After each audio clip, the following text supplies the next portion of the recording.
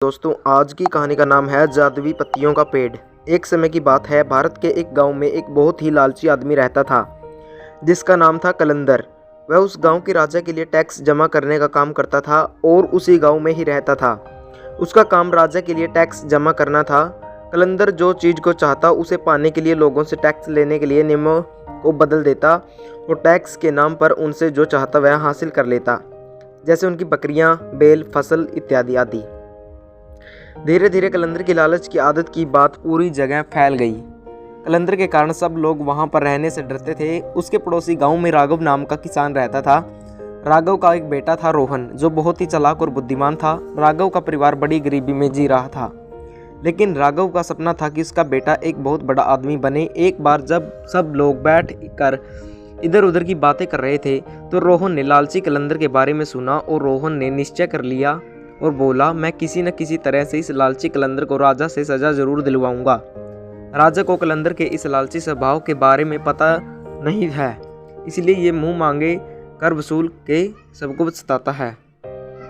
कलंदर एक बड़ा ही शातिर और चालाक आदमी था, इसलिए रोहन ने बहुत सोच समझकर एक योजना बनाई। अपने परिवार के सो के उठने से भी पहले वह अपने पिता के बगीचे में गया और वहां लगे एक छोटे से आम के पेड़ को खोज के निकाल लिया।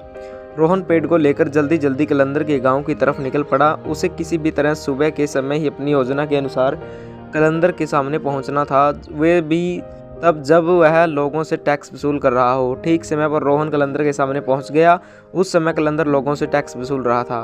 रोहन अपना परिचय देता हुआ बोला, सरकार, मैं रोहन हूँ, अभी आया हूँ और मुझे यह पता नहीं है कि इस गाँव में एक गरीब आदमी कितना टैक्स देता है, क्योंकि मैं एक बहुत ही गरीब आदमी हूँ और मेरे पास देने के लिए कुछ भी पैसे नहीं हैं। उसकी बात सुनकर लालची कलंदर बोला, कुछ न कुछ तो तुम्हें देना ही होगा, तुम्हारे पास क्या है? रोहन ने अपने पेड़ की तरफ देखकर कहा, मेरे पास बस यह है जादुई पेड़ है, इसके सिवा कुछ भी नहीं है।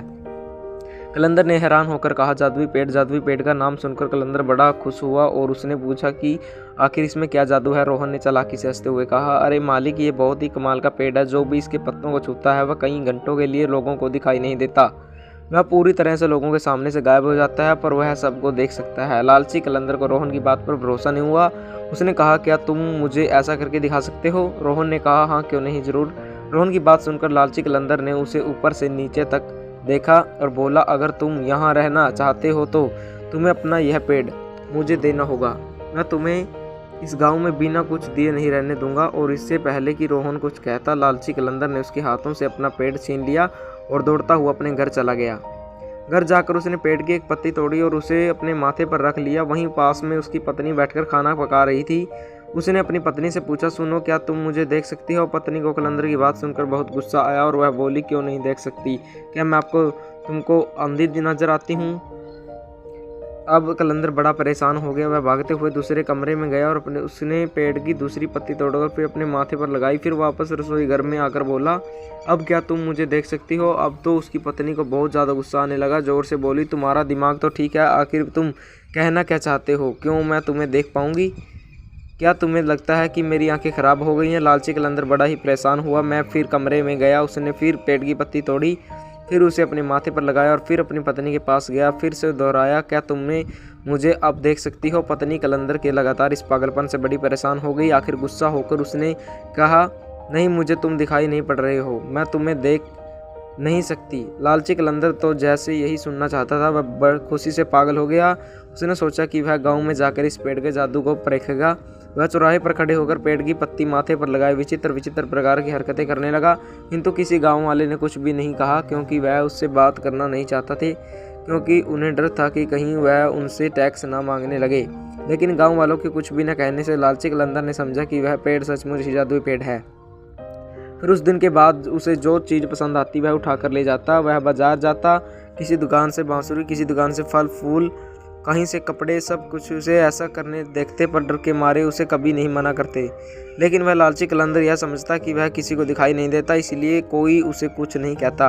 एक दिन गांव को देखने के लिए राजा की शाही गाड़ी गुजरी। कलंदर ने देखा कि राजा की गाड़ी में बेशकीमती हीरे जवाहरात आदि से सजी हुई थी। लालची कलंदर ने आदत के अनुसार पेड़ का पत्ता अपने माथे पर रखा और राजा की बग्घी से हीरे जवाहरात चुराने लगा। सरेआम उसकी यह हरकत देखकर राजा को बहुत बड़ा गुस्सा आया। उन्होंने चिल्लाकर कहा, गिरफ्तार करो इसे। अब लालची कलंदर बड़ा परेशान हो गया। उसने कहा, महाराज मुझे क्षमा करें, इसमें मेरी गलती नहीं है। एक गरीब आदमी ने मुझे यह जादुई पेड़ दिया जिसकी पत्तियां अपने सर पर रखकर मैं अदृश्य हो जाता हूँ। लेकिन आज मुझे पता चला कि वह झूठ बोल रहा था, क्योंकि आपने मुझे देख लिया और मैं गायब नहीं हुआ। राजा को उसकी बात सुनकर बहुत गुस्सा आया। राजा ने कहा, यह तो बिल्कुल ही पागलों की तरह बात कर रहा है। क्या कोई पेड़ ऐसा भी होता है जिसकी पत्ती माथे पर रख दो तो हम गायब हो जाते हैं? ऐसा पागल आदमी को हम टैक्स वसूली के काम पर नहीं लगा सकते। राजा ने तुरंत ही कलंदर से उसकी नौकरी छीन ली और इसके बाद लालची कलंदर सारी जिंदगी उसी गांव में लोगों के सामने अपना मुंह छुपाकर जीता रहा। अपने लालच के कारण उसे सारी जिंदगी शर्मिंदगी झेलनी पड़ी।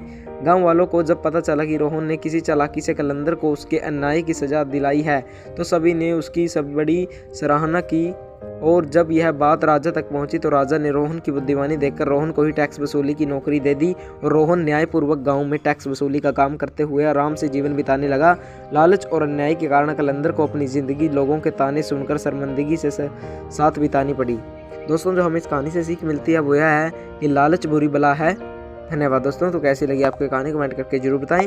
अगर आप हमारे चैनल पर नए हो तो चैनल को सब्सक्राइब करें, वीडियो को लाइक करें, शेयर करें, कमेंट करें। धन्यवाद।